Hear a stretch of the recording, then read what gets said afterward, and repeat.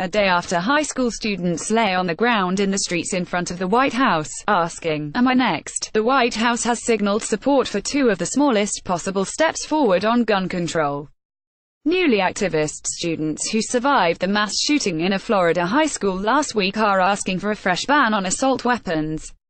On Tuesday, Donald Trump offered a ban on the bump stock gun accessory linked to the Las Vegas shooting last year in a new law to enforce background check laws that are already on the books. The White House deferred comment on assault weapons. Bump stocks, which investigators found on the array of guns in the Las Vegas shooting that killed 58, are devices that make semi-automatic rifles mimic fully automatic weapons. Historically, they were known primarily as a range toy, an accessory popular with gun nerds who post shooting videos on YouTube. Experts said the device had no self-defense value, since it is impossible to fire guns with any accuracy when using a bump stock.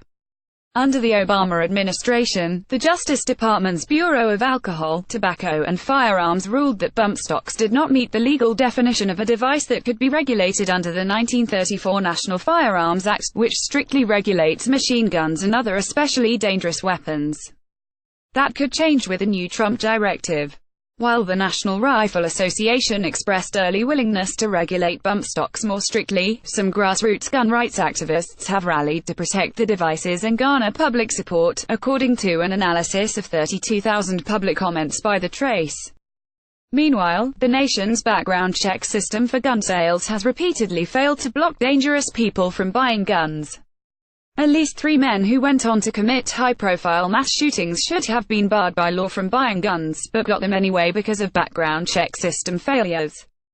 But the bipartisan Fix NICS Act that Trump is now supporting does not change the categories of who is barred from buying a gun, or even require all gun buyers to pass a background check before they can purchase a firearm, a policy that as many as 95% of American voters support, but that Republican lawmakers continue to oppose. Instead, it simply provides federal agencies with a few more incentives to submit records to the background check system, something they are already required by law to do. The legislation was introduced after the 5th of November mass shooting in Sutherland Springs, Texas, which left 26 people dead, put a spotlight on the U.S. military's repeated failures to submit the proper documents to the background check system. The Sutherland Springs shooter, Devin Kelley, was able to legally buy guns because the Air Force had failed to submit the record of his domestic violence conviction to the background check system. The suggestion that the U.S. military should follow U.S. law remains a point of rare bipartisan agreement within the American gun control debate. In the U.S. Senate, John Cornyn, a Texas Republican with an A rating from the National Rifle Association, co-sponsored a new legislation on enforcing background checks, along with Connecticut Democrat Chris Murphy, a leading gun control advocate who represents the survivors of the 2012 school shooting in Newtown, Connecticut, and a group of other Republican and Democratic lawmakers. The new legislation would provide new public reporting requirements, to provide more accountability, as well as new penalties if military officials do not follow the law. It comes 10 years after Congress passed a law requiring federal agencies to submit records in the background check system, after the Virginia Tech shooter was able to purchase a gun because his mental health records were not submitted to the background check system. So why hasn't this new bipartisan legislation been signed into law already?